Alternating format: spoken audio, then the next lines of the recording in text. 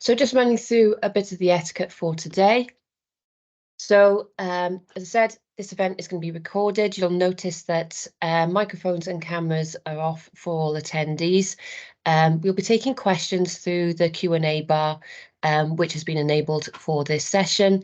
And questions will be collated and then we'll be answering those at the end. We'll do our best to get through as many of those as possible, but any that we're not able to answer, we'll follow up on after the event.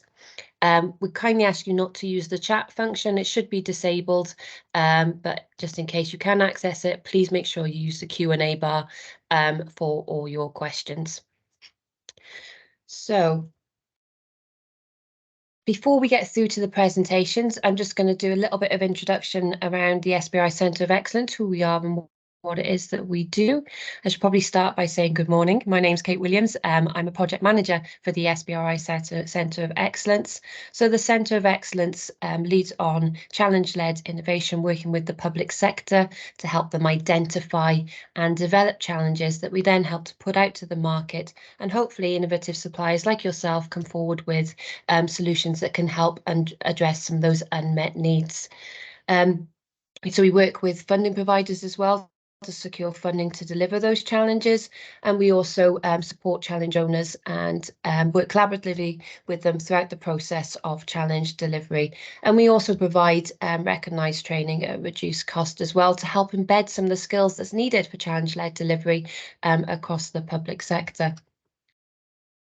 So this is just a brief overview of the team. We've recently grown as a team, so we've had a new Deputy Head of Challenge-Led Innovation join us, Project Support Officer, and myself. I've recently joined the team to provide some additional capacity to support non-health related challenges. So to date, the SBRI Centre of Excellence has been delivering primarily health related challenges. So we're funded by Welsh Government and we're hosted by Betsy Cadwallader Health Board, and we're there to deliver health related SBRIs across the whole of Wales. But we're now expanding our delivery, which is why we're here supporting the Welsh Government's Ammonia Challenge this morning. So alongside the Ammonia Challenge, we also have another challenge live at the moment, which is the Circular Economy in the Public Sector Challenge. Excuse me. So this challenge seeks to deliver sustainable innovations, excuse me, that will address the use of single-use products in the public sector, support increased resilience in Welsh supply chains, and encourage green growth and population wellbeing across Wales. So as with this challenge, we're starting this challenge at a phase 2 position, so looking at demonstrator projects.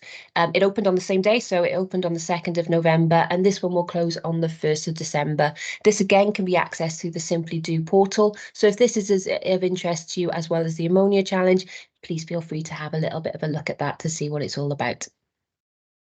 So I'm just going to run through the agenda for today. So the first presenter that you'll hear from will be Tom Doyle from Innovate UK, who's going to run through the SBRI process. After that, we'll be joined by Greg Green from Welsh Government Innovation, who will give the Welsh context on SBRI delivery and information around the innovation strategy. Oops, sorry. And then we're going to hear from Polina from Welsh Government Environmental Protection Division, who's going to run through the background behind this challenge and the broader context of this Ammonia Challenge. We'll then hear from Josh from the Simply Do portal, who's going to run you through how that portal works. It's the portal that we use for you to apply and also to assess. So he'll run through kind of what that looks like, how you can access it, and hopefully give you a bit of guidance on that. After we've heard from all those presenters, we'll then allow plenty of time at the end to hopefully go through some of the questions and answers that you'll have posted as we go through the call. As I said, we won't be taking Q&As during the call. We'll be leaving those and collating those out all at the end. So that's it from me for now. So I'm going to hand you over to Tom Doyle from Innovate UK. Thank you, Tom. Thanks, Kate, and hi everyone. I'm Tom Doyle. I work in the Government Levers team at Innovate UK to help support public sector organisations to make use of pre-commercial procurement, or the SBRI mechanism. I'm just going to give you a quick background on SBRI and talk through a few of its key features to help you understand why it's being used for this funding opportunity. So as mentioned, it is pre-commercial procurement, so it wouldn't be used where commercially available solution already exists. It's used to fund the research and development of solutions to difficult, stubborn problems which the public sector have. Grant funding might be more applicable, say, where we're trying to move a whole sector forward. Seed funding the market, if you like, SBRI is designed to solve specific challenges and focus on, really outcome-driven solutions. It's challenge-led innovation, essentially. So through at SBRI, a problem is presented to the market and funding is available to develop solutions to that problem. It requires a lead customer, although this mechanism could be, applied by commercial organizations. Actually, we're focused on helping the public sector use it. That could be any public sector organization, and running an SBRI in no way commits that organization to purchasing solutions if the ideal solution is developed through the process. Although that's obviously, what we'd want to see in the longer term. Putting these solutions into practice is really how we get the impact from this investment. But it is important to recognise that the purchasing and use of the solution is separate, and a stage on. So the idea is to develop a solution to a problem through R&D, and in order for that to happen, challenges and outcomes need to be relatively well defined to help solution providers develop solutions. And it's worth noting that SBRI is 100% funded research and development contracts, and as a contract, organisations must deliver to milestones before payment occurs, which is a bit different to a grant, but it is open to anyone who thinks they can solve a problem, including universities as well as business organisations, for example. So the name is a little bit misleading, and we're working on that at the moment. So just quick bit on the background. There has been a huge amount. We're well over 1.5 billion now spent using SBRI. At Innovate UK, we provide sort of a bit of expert advice, especially to organisations who haven't used it before. And there is an independent report which gives a little bit more detail about SBRI and some of the benefits, along with some case studies, which you can find online if you want to on the UKRI website. Okay, so one of the principal ideas of the mechanism is that it shares the benefits and risks of research and development between the funders and successful applicants to a greater extent than grants would, for example. One of the big plus points is the fact that it does offer the opportunity to work with colleagues closely in the public sector who have these problems.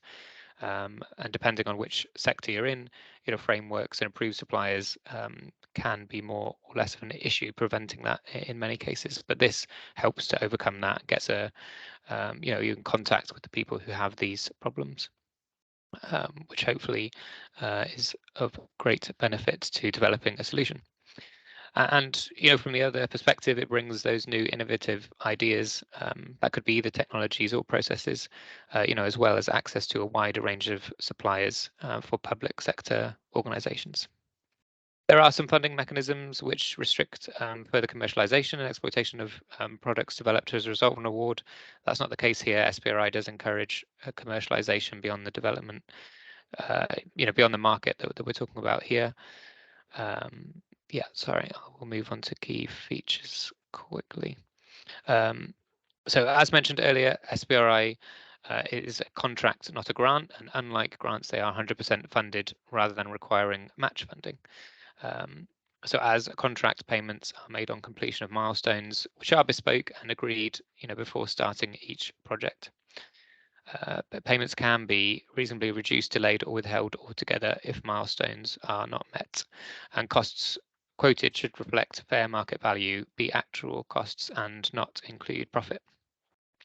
Contracts are always with a single organisation, the lead applicant, and as a lead applicant, you may choose to subcontract where there's justification for doing some of the work through subcontractors, but the lead applicant always remains accountable for delivering on the contract, and arrangements with subcontractors are the responsibility of the lead applicant. IP does rest with the supplier, although there are some usage and licensing rights granted to the funder through SBRI, and they are all set out in the draft contract that should be available to you. I suggest you have a look at those and check you're happy with them before you apply. sorry, I've lost my train of thought. I suppose the IP rights are in there to ensure that this isn't a subsidy, because SBRI is not a subsidy, whereas most grants would be a subsidy. So they're in there to stop this being a subsidy, essentially. One of the other things it protects against is sort of a monopoly situation in the future, and ensures public sector can benefit from this investment in the longer term. And that's part of the risk sort of sharing benefit ethos that was developed for SBRI or pre-commercial procurement by the European Commission. And as I covered earlier, it is really important to recognise it is a procurement for a contract by a public sector organisation. So as per any other public sector procurement, it's open to any type and size of organisation, but all must demonstrate a route to market. Next slide, please. Okay, so just quickly, this is a sort of a textbook example of what an SBRI can look like, if you like. And Kate said earlier that we're focusing on slightly later stage development, phase 2 onwards, rather than feasibility studies in this instance, if you like. But it's worth knowing, just for background, that SBRI can be applied anywhere along that sort of TRL 2 to 8 scale. And currently there is a bit of a gap, that grey line. Once you get to TRL 8 and a commercially available solution exists, it does become part of a separate process. But this is essentially just what an SBRI could look like, and often does. I think I'll leave it there for now. Happy to answer any questions as they come through. Thanks. Thank you, Tom. Next, we're going to move on to Greg Green from Welsh Government. Thank you, Greg. Morning, everyone. Yeah, my name's Greg Green from the Welsh Government Innovation Team. I really just want to put in context why we're using innovation, or how we use innovation in Welsh Government on the back of our new strategy. So next slide, please. So we've just this year has been very busy in terms of policy development, strategy development. So we've launched our Wales Innovates. So it's really addressing how the Welsh Government, through all its different parts of its portfolio, can use innovation to meet policy objectives. So innovation, as you probably know, is about developing new ideas into products and services. It can mean inventing new things, or it can making older things work better as well. So, and from a Welsh Government perspective, it's making things better for the people. It includes everybody. It can be very, very flexible, and it encourages collaboration and close working together. Next slide, please. So the innovation strategy vision, those of you who are familiar with Welsh Government policies, I'm sure you all are, there's the wellbeing goals, the wellbeing of future generations. So there's a number of things that all Welsh Government policies must cover, and that's being a prosperous, resilient, healthier, more equal, include cohesive communities, vibrant culture and thriving Welsh language, and a globally responsible country. So it's one of the only countries in the world with this strategy, this vision, which is embedded into all the policy areas that we do. So how we achieve and make impact and move the needle on those areas, we have to understand Wales. So we look at national indicators, we do a lot of data analysis, we're progressing through milestones, we horizon scanning of future trends, and how we measure the impacts of innovation. So it's not always straightforward, it may take a long time, but we need to track and monitor and measure the impacts of innovation. So how do we make it happen? So obviously we work across the portfolio, internal collaboration, and as Welsh Government work with a host of other public sector bodies, private sector, the third sector, academia, and community groups as well. Making it happen through delivery. So we're embedding innovation culture. We have access to some flexible R&D funding for businesses based in Wales. We support innovation assets, capacity and capability building. We try and promote as much opportunities there are to the businesses and research operatives in the area to take advantage of Welsh and national and EU innovation funding. We help to pull together collaboration groups, so people might be looking for partners or collaboration expertise, we can do that. And as mentioned before, we track and monitor to measure the impact. So the ways of working, collaboration, integration, get involved, taking the long-term view rather than just a short to mid-term, and preventative measures as well, stopping things happening, using innovation to stop these future trends being a negative onto the Welsh policy areas. So enabling the change, the policy and strategy that we we fall under is, as I mentioned, the well-being of future generations. We currently have our programme for government, and again, as previously mentioned, the launch of the innovation strategy. Next slide, please. So just innovation missions, we've divided up into a key sort of bite-sized areas. So economy, education, climate, nature, health and well-being. At the 3 o'clock, 4 o'clock part on the dial of the discs, you can see protect natural environment. So this is the focus of this particular challenge today. So that would fall under there. So this is all part of the well-being for the whole country. Next slide, please. So some priority areas: digital transformation, net zero decarbonisation, and again with reference today, agri-tech, food, rural economy, creative industries, population health and biotech, and materials and manufacturing. Next slide, please. So some early actions from the launch of our strategy. As Tom, the previous speaker, he works for Innovate UK. So we signed an MOU with Innovate UK in April, and part of the actions from that was to launch a collaboration plan, which was launched last month. And then we've got 3 themes: it's connecting support, stimulating innovation, and the use of data for fairer, more prosperous Wales. We've just launched our own cross-department action plan, so we will be using that to help monitor and track the innovation impacts. And we've also launched the flexible funding, or Smart Fizz, offer to businesses based in Wales. It should have some images, Bill. No, thank you. So it's Chief Exec of Innovate UK and our Minister for Economy, and there's Circular Economy Fund and the Smart Flexible Funding and the Collaboration Plan. Thank you. Next slide, please.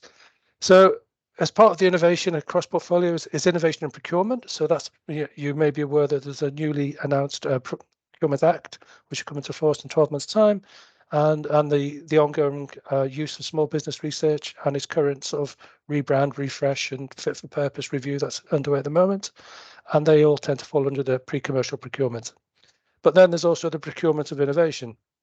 So as mentioned, missions and challenges: unlocking procurement spend to drive innovation in the hard to crack public sector areas and policy areas, and how to frame a challenge, describe the issue you need to address, and not specify the solution. So again, it's completely different to a traditional procurement spec. You're actually saying this is the problem. There's nothing on the market that solves this problem. And then the businesses and innovative stakeholders come up with potential solutions. Next slide, please. So as Welsh Government, we've been using the SBRI approach. We're probably one of the leading areas of the UK. We've presented our methodology and our experience to Australia, South African, Nordic and Scandinavian countries on our approach. We've actually assisted the UK government when they were setting up a similar challenge programme. The Cardiff Capital Region sort of imported the model and built on it that we use. And we've also invested in the SBRI Centre of Excellence, where Kate is now residing. So some of the challenges that we've done in the COVID, we actually had a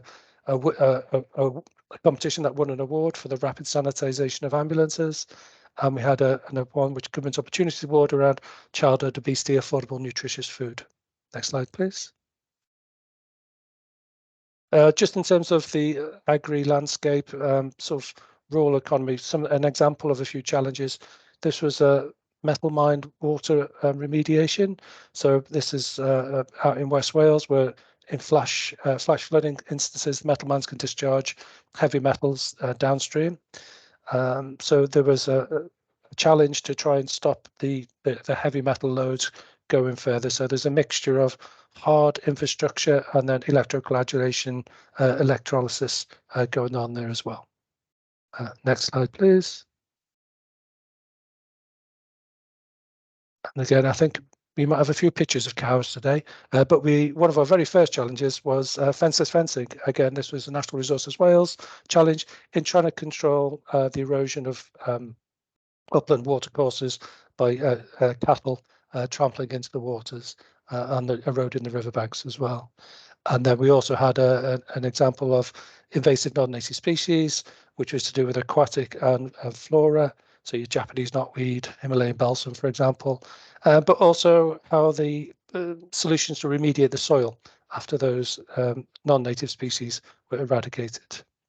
So that's all from me. So thank you very much. Thank you, Greg. And now we're going to hear from Paulina from Welsh Government. Thank you, Paulina. Hi, thank you. So I'm coming from the environmental pollution team, and I will tell you actually about the technical part of this challenge and how it started, what are the reasons of it, and what are we looking for. So the challenge is called Reducing Pollution reducing pollution resulting from agricultural ammonia emissions in cattle sector. As the previous presenter said, you will see a few pictures of cattle today. So in the next slide, you can see the session, the aim of this session, and also a picture of why the challenge is called in the cattle sector. So this picture comes from the Clean Air Plan for Wales, which was published in 2020, and you can see that the biggest part, the green part, is from the dairy sector, and another biggest part is from the beef. So the aim of this session, of my presentation, is really to set the scene and the policy background of this challenge and explain why we're doing it and how you can apply and what we're expecting. Just to say very quickly that we are working very closely with DEFRA. We are aware of DEFRA's agricultural challenge, SBRI challenge, that is just finishing stage 1, and we are invited to the presentation next week. And we are working with other stakeholders, including AHDB and even Northern Ireland. Next, please. So why we chose ammonia and why it is an issue? So some of you might know that ammonia comes from the natural breakdown of manure, dead plants and animals. Agricultural soils in the UK and Wales in particular contain little plant available nitrogen. That is not an exception. And that's why there is a need for supplementary nitrogen fertilizers or organic manures like slurry. However, not all the nitrogen is taken up by plants. A large amount of it, around 50%, is lost to the environment as a pollutant. So it can be, we're talking here about nitrogen and ammonia as part of the nitrogen. When ammonia reacts with the atmosphere and is breathed in, it damages the respiratory and cardiovascular systems in people and animals. So that happens both on the small scale within the housing, livestock housing, and also in the large scale as environmental air quality pollution, because ammonia is one of the precursors of the particulate matter. And through particulate matter, there are serious health issues. When ammonia falls on the landscape, it can acidify soils and freshwaters, over-fertilizing natural plant communities. So normally ammonia is known as the destroyer of the environment, and that's its primary concern. And the map on the left, you can see, so the areas which are yellow, and particularly red areas, they are where the pollution is well above the normal. And the blue and purple areas is where the ammonia pollution is within the permitted limit. So this is the map of emissions in Wales. So we're talking about what comes from land emitted from the livestock and other sources. Next, please.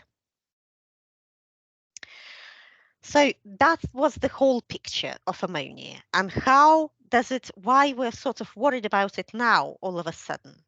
So this example is from the UK inventories, which are published yearly.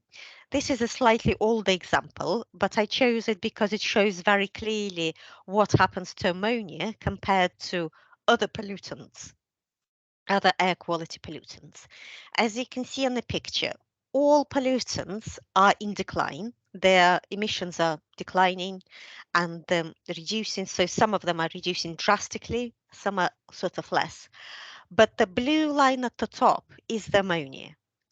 And it's not just not reducing, it actually has grown in the past few years since 2005. So atmospheric ammonia emissions is a primary pollutant emitted by agricultural activities. Unfortunately, in Wales, it's 93% come from the agriculture. It's slightly more than the proportionately in England.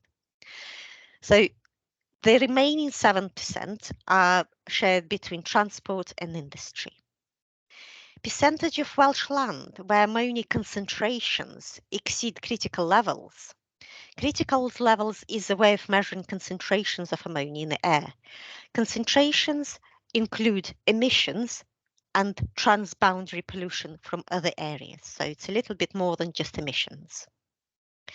So the area of land has grown by 12% in the past 10 years. And it means that 69% of Welsh land now doesn't allow lichens and ancient woodlands to exist healthily. And that's why we're so worried about ammonia. Ammonia emissions are subject to international and national legal obligations and targets to reduce emissions and regional transboundary pollution. So the current target of 2020 reduction by 8%, UK just managed to fit in. However, there is a target by 2030 to reduce by 16%. And according to the recent modelling, we're not likely with existing measures to achieve that target.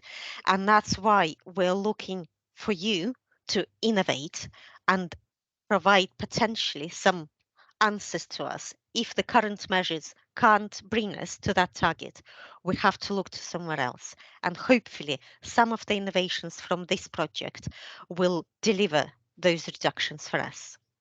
Next slide, please. And what are the trends? So this is a little bit more detail from more recent inventories.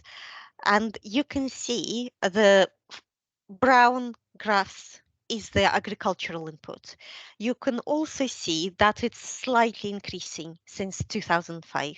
In fact, in Wales, it's increased by 8%.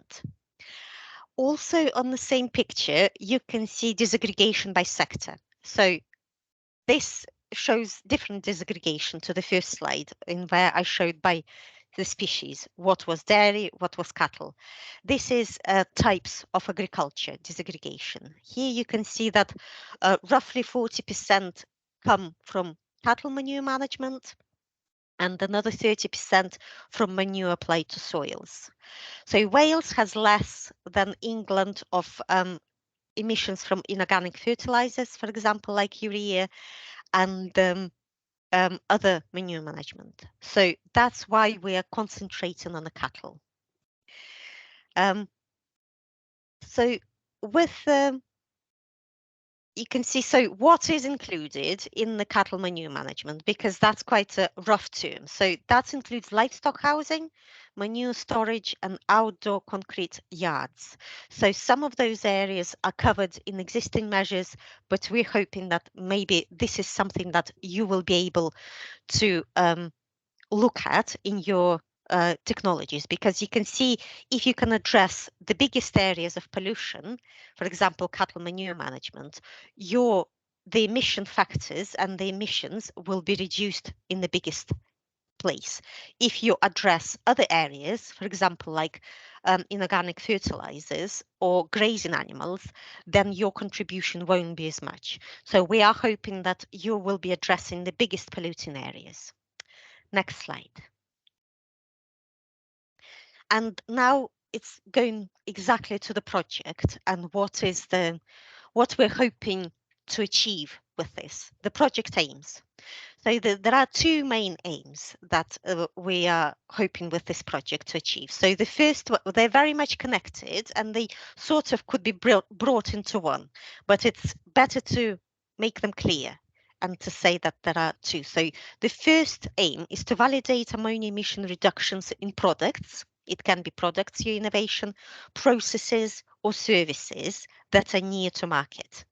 So the near to market condition, that's why this SBRI is a phase 2. Unlike the phase 1 that DEFRI is currently finishing, they will be also launching a phase 2, but their aims are very different to our aims. So solution that we're looking for must provide either prevent emissions of ammonia, extract them from the air, or reduce deposition of them onto the sensitive habitat. And the other aim is that applicants will have to assemble a robust evidence pack that demonstrates ammonia emission reductions of an innovative solution. Evidence pack need to be of a standard suitable for consideration by the air quality and greenhouse gas inventories requirements. So I won't preempt the questions here. However, if you have any further questions, happy to answer. So all this information comes from the application pack that you can see online and when you will be applying. Next slide. And what are the requirements? Because those two aims, how would you think that you can achieve those two aims? So the phase 2 competition, as I already said, is aimed at demonstration. Therefore, it's not a feasibility stage like a phase 1. So it's a stage above feasibility. Therefore, applicants are required to have an existing working prototype. And this is the difference with feasibility. So the existing working prototype of their technology, which is in operation on preferably more than one farm or agricultural business in Wales. So we are making specific request that the technology must be in operation in Wales. So if some of your examples have only been working in England or in Northern Ireland, as we are collaborating with Northern Ireland, you will need to find a business or a farm in Wales to demonstrate that your technology works in Wales. Another requirement is to include academic or scientific subcontractors who will facilitate and help you to put together that evidence pack and undertake necessary site or laboratory testing and evaluation. So we are aware that this might be a challenging requirement, that you might have to pair up with some academia, and that's why we held a special session to give academia a head start about this SBRI challenge. So academia based in Wales are well aware of this challenge going on, and we can even facilitate on the Simply Do platform the way for you to pair up with academia, or it can be also professionals. So it doesn't have to be universities. It can be contractors who are well aware of them, who are working, and professionals who are working on the emissions factors and who are well aware of the UK inventories. The main requirement here is that your evidence pack will be robust and will answer those requirements that are necessary.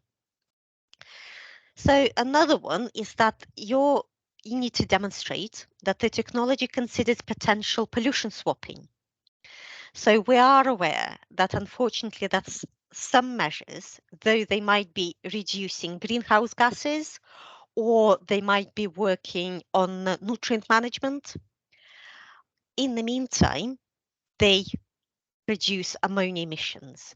So we are very cautious about reducing ammonia emissions and swapping it for some other pollutions in other sectors. So your new technology, ammonia reduction technology, will need to demonstrate that you are aware of the pollution swapping and that you're providing mitigation options, how that can be done. And investigated, described, and mitigated. We are collaborating very closely with the greenhouse gas team and the decarbonization and net zero. So they will be part of the project board, and we are looking ideally that your technology, apart from reducing ammonia emissions, which is the primary topic of this SBRI challenge, it would be great if it can also reduce greenhouse gases or phosphorus, because those two pollutants are a key pollutants at the moment as the struggling to find what are the measures to apply and to reduce pollution from them.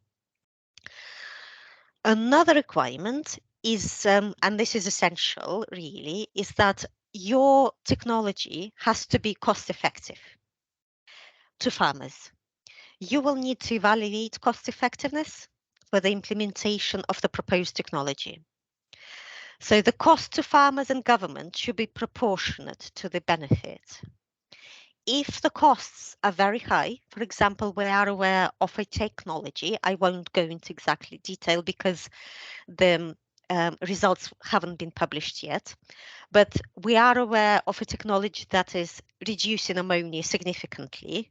However, the costs of it to the government and to the farmers are not proportionate to the benefit.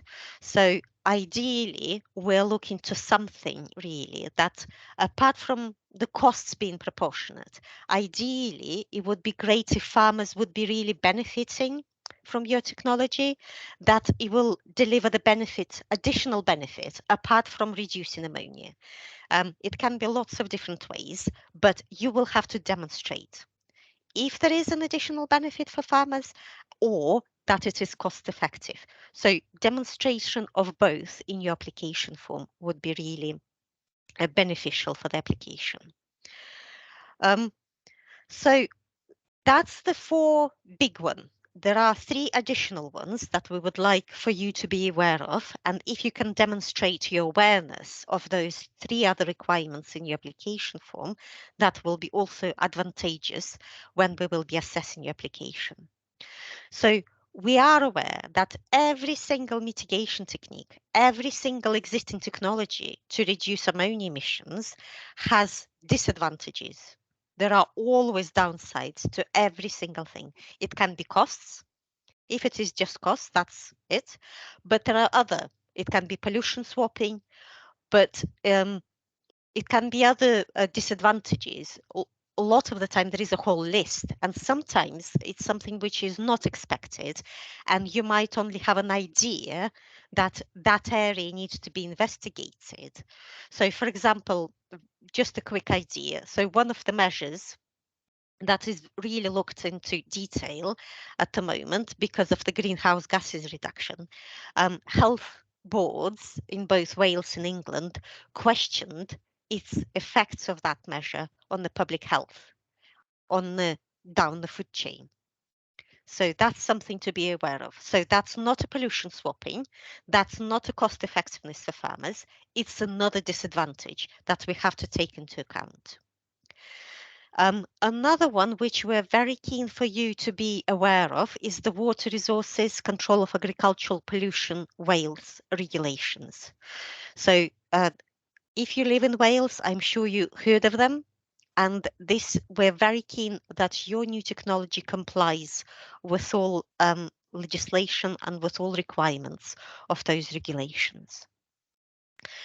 For your project to succeed, well, particularly after this SBRI finishes, because we're hoping that this year of SBRI will give you a big leg up onto the new future with a new technology.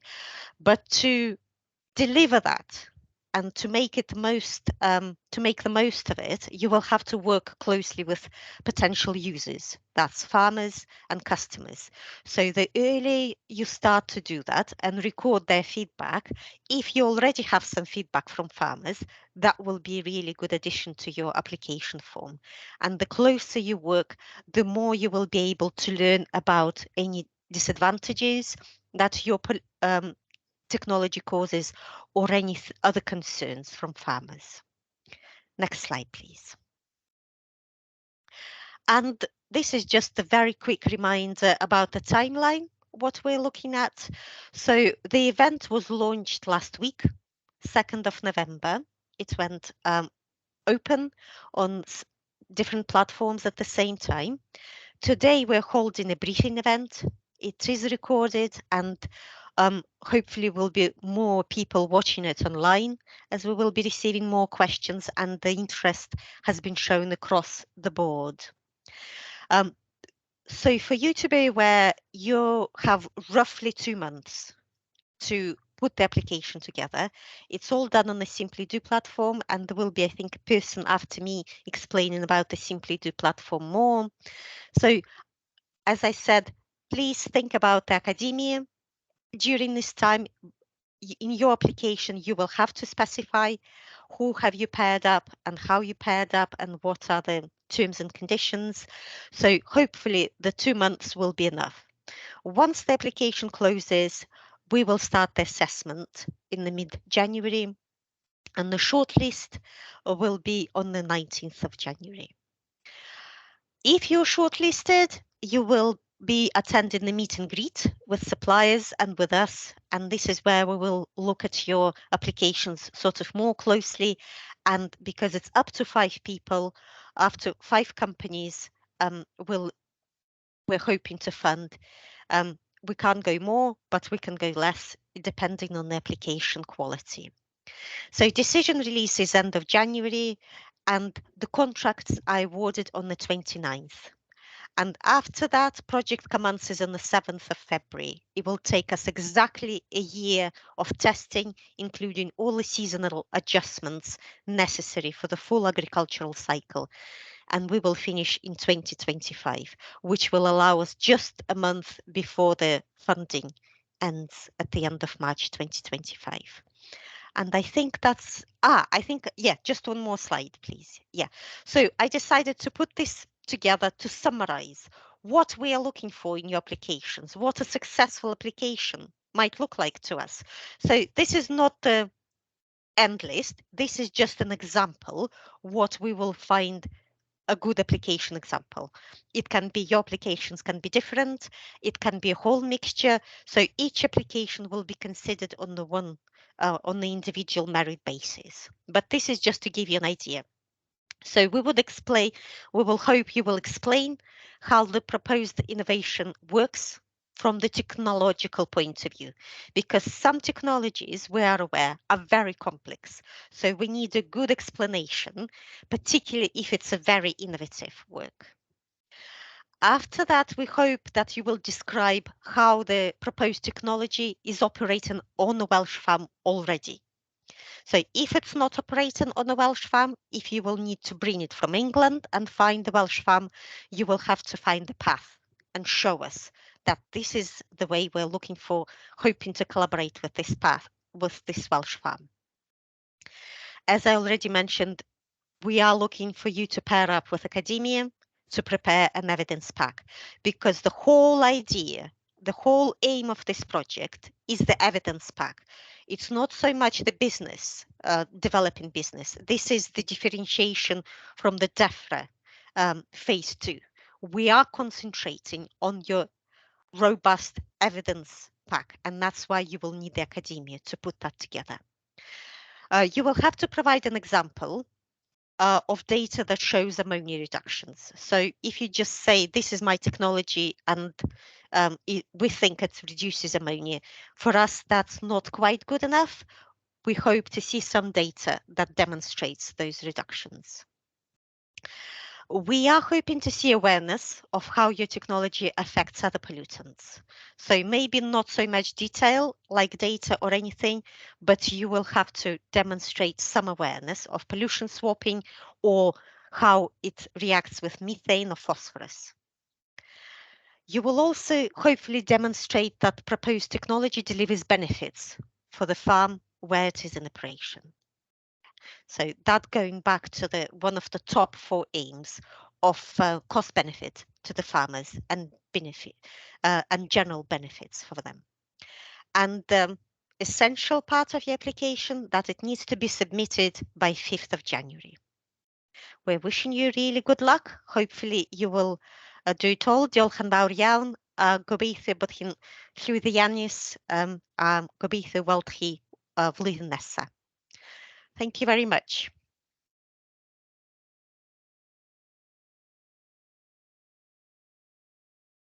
Thank you. I'm going to stop sharing my screen now and hopefully pass over to Josh from the Simply Do platform, who's going to just take us through what that looks like and give you a little bit of instruction on how that works. Thank you, Josh. Super. Thank you, Kate, and thank you, Paulina, for providing the context here. I'm just going to spend a couple of minutes just walking you through the Simply Do platform, the process that you'll go through in order to complete your submission, just so that you're fully understanding of where it is, how it works, and how you use it. But it should be super straightforward. Okie doke. So you will have received a link, or you will have either received an email, and inside that email there will be a link to the platform. You'll arrive at the page here that hopefully you are seeing on your screen. Now, all of the information that's been discussed today regarding the timeline, the project scope, details, can all be found on this landing page of the challenge, which you see in front of you. So I won't spend too much time going through this, but again, you can see things like the deadline, the overview of when the challenge opened, when it closes, what the scope is, all of the information that's been discussed today by Paulina and others on the call. So we've got the information around the project itself, the funding available, the key dates that were just up on the screen as well, and a link to the briefing event, which is happening now. Now, typically what will happen is the video recording of this briefing event will be placed here, as will the slides from this briefing event. So if you need to access any information post this event today, this will be uploaded directly to the Simply Do platform and you can access it from this page. And then finally, as you get to the bottom of the challenge, you'll see all the supporting documentation which sits alongside this. So anything around such as Welsh Challenge Brief, FAQs, the authority contract, and kind of the evaluation questions for yourself. So that's all the information around the Ammonia challenge. When you're ready, all that you need to do is click Create Your Idea. You'll be asked to sign into or create a Simply Do account. And I will actually have one.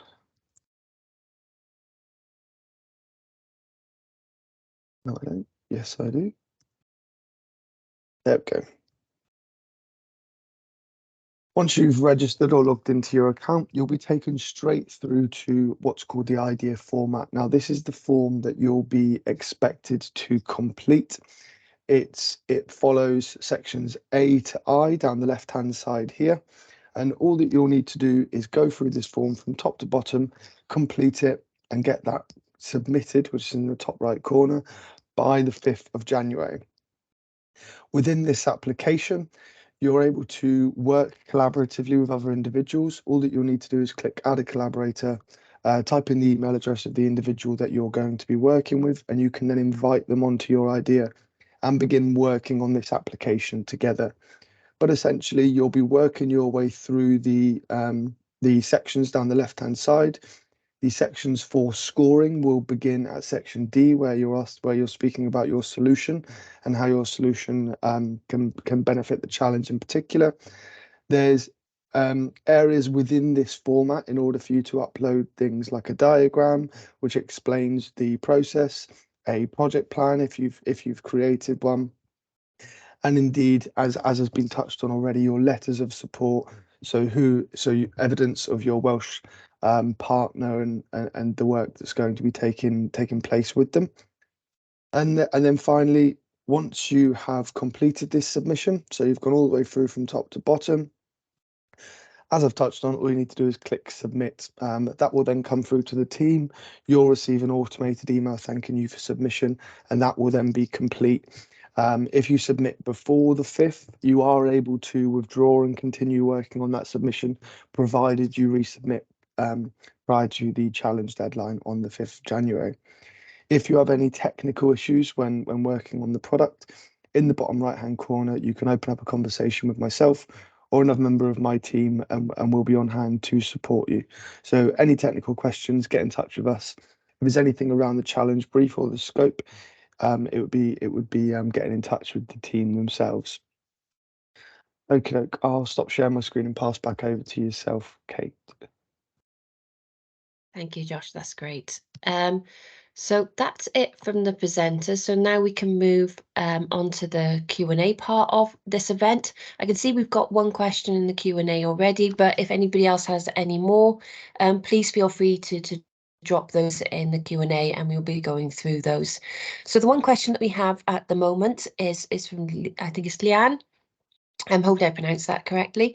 So the question is, using a technology that's been tested in SBRI phase 1 in England in reducing ammonia emissions from manure in poultry farming sector, will the technology be eligible to enter this competition to reduce ammonia from cattle sector, please? I'm happy to answer that one, but Paulina can jump in at any point if she has anything to add. So yes, you would be eligible to apply as long as you were able to demonstrate how that could work in the cattle sector. And the important thing is to demonstrate what is different from what you've been funded to do in the previous phase 1. So as Paulina noted at the beginning of her presentation, we are working very closely with colleagues from DEFRA and Innovate UK to make sure that there's no risk in terms of duplication of funding. So we'll be really looking to see what are the separations in between, between deliverables and what you'll be delivering as part of this phase 2. But yes, certainly we'd welcome your application as long as you're able to articulate what was different about this particular project. Paulina, is there anything I've missed on that one? Yeah, I think I will just jump in to emphasize that some of the technologies that are working in the poultry sector, they can be applicable to the cattle sector. So if you don't have a cattle farm so far in Wales, this is probably what you will need to start looking at, because as the name of the challenge, we are looking at the cattle sector. And if your technology can be transferred, that is great, but you will need to get that cattle farm involved and you will have to demonstrate on a cattle farm.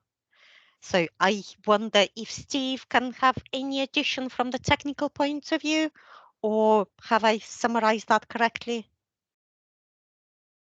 I think you've summarized that well, but the transferability of technology from one sector into another sector is a great big thumbs up. But just to say that the national inventories are very disaggregated, and we tend to apply evidence where there is, we tend to apply the effective mitigation measures where there is clear evidence that the mitigation measure, for example, has worked. And we have that ability through this very disaggregated inventory. So we might be able to draw upon your existing evidence for success in the pig and poultry sector, perhaps in England, but we wouldn't automatically apply it to cattle in Wales until you were perhaps under this project able to demonstrate that you have some success. So we're built to bring in that evidence when you can demonstrate that it works in another sector. Yeah, I think just a very quick addition to that. So, for example, there are different stages, because when I was showing disaggregation, you were able to see that which stage produces a certain amount of ammonia. So it depends in what area your technology works. So, for example, if your technology works directly already with slurry or with the manure straight away, and then that should be a lot easier transferable to the cattle, because it's not like you're transferring, I don't know, some kind of really specialist in-house for the poultry housing technology into the cattle sector, which is specialized for the birds. So that would be different. But if you're just dealing with a manure and slurry, then just making sure that you're getting all the cattle data from the cattle manure and slurry and to adapt to your data from poultry. That would be what we will be looking for, really. If you're not yet, but you can demonstrate that this is the farm, or maybe handful of farms that we're talking to and hoping to collaborate with on this project. And if you don't have anything, I understand that we might be as we might pair you up with some innovation farm in Wales that we are aware of some of them. So just like we're hoping to facilitate pairing up with academia on the Simply Do platform, we might be able to look into pairing up with farms if needed. Let us know. So there will be a contact detail, I believe, on the Simply Do platform, and hope if you're struggling, let us know.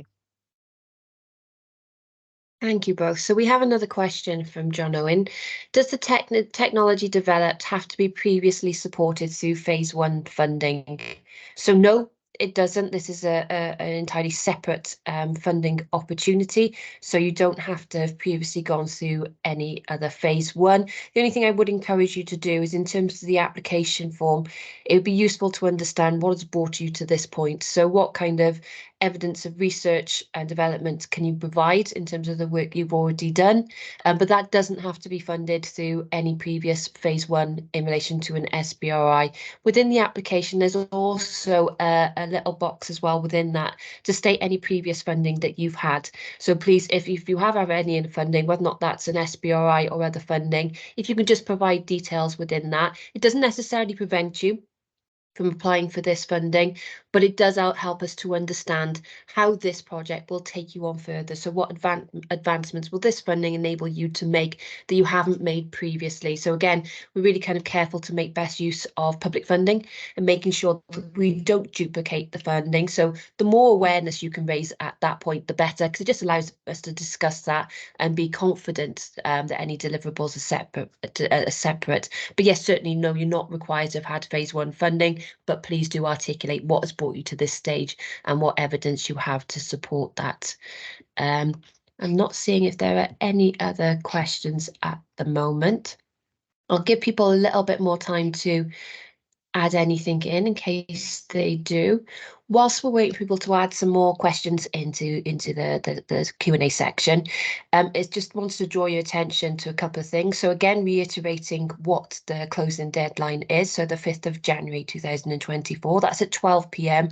I would encourage you to not leave it to the last minute, shall I say. We have had people have problems with in the past with late submission, and if there are any kind of technical issues, if it goes beyond that 12 p.m. on the 5th of January, we won't be able to help you with that, I'm afraid. So please don't leave it to the last minute to submit your application.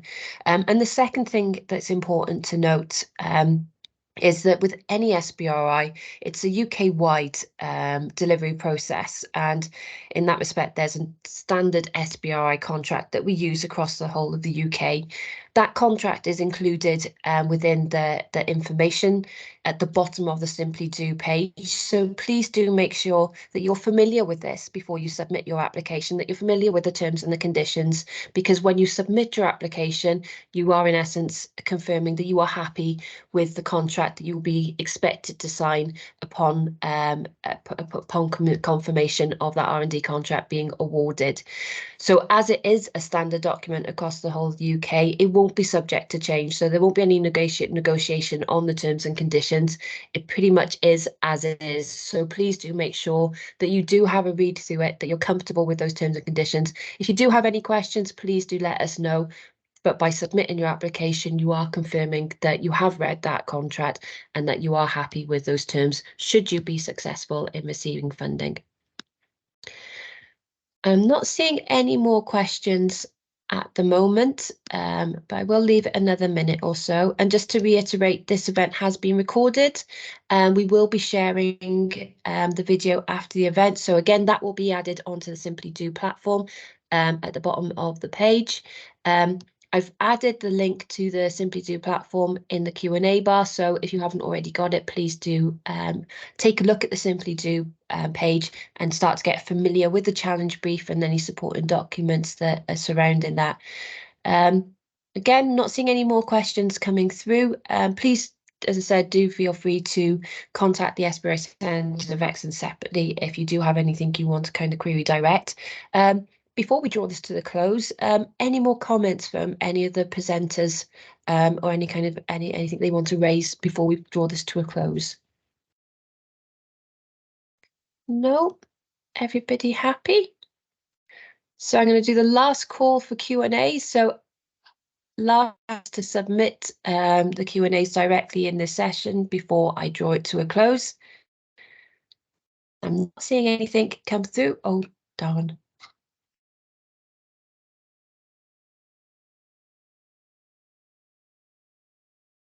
Apologies, I'm hoping you haven't lost me too much. We did have some internet issues there for a moment, but I'm still not seeing any questions coming through.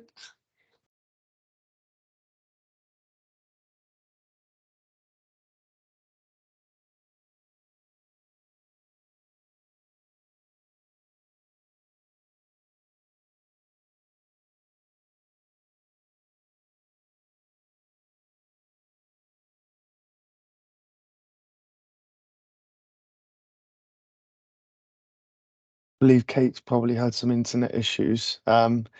Okay, should we end the call there then? And if there are any questions, feel free to send them through to the SBRI team and or through the Simply Do platform, and we will pick them up. Thanks everyone. Best of luck with your submissions. Thanks all. Thank you, everybody. Bye. Looking forward. Diolch pawb. Diolch. Ta-ra.